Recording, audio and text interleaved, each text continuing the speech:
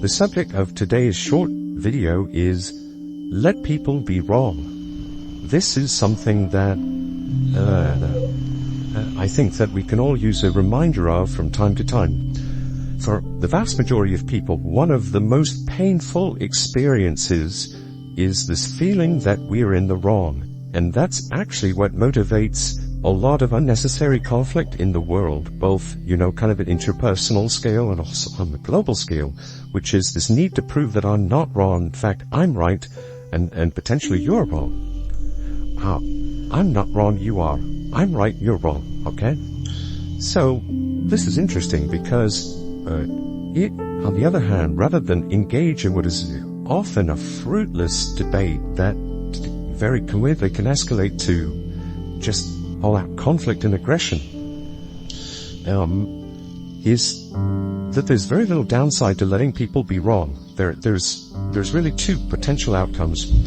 Now, one is that you let somebody be wrong, and they are, for lack of a better word, objectively wrong. Like they're shown by the consequences of their actions through the rest of reality, the rest of life, that they're wrong, that they suffer, that they experience failure, that they experience rejection.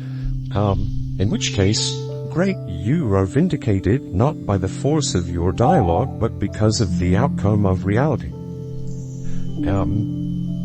And we also know the experience of being wrong. It's painful, which is why we're often motivated to argue and prove that we're right.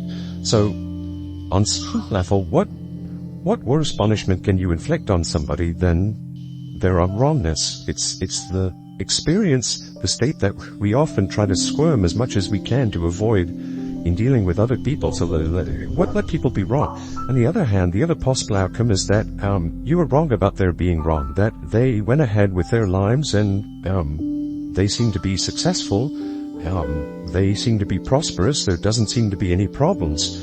And in this case, good for you too, because you've been spared sort of the shame and ignominy of kind of betting on the wrong pony, as it were, and you can potentially examine your own beliefs to see how it could be that your expectations didn't align with what actually ended up occurring. So by letting people be wrong, you want to avoid the pain of backing the wrong horse, as it were, and two, if you're right, you're ultimately vindicated in your perspective anyway.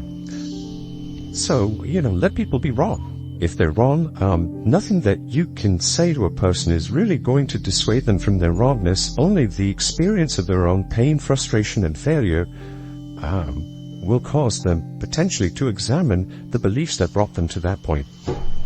So please like and subscribe, and we'll talk more about these subjects in future episodes. Thank you.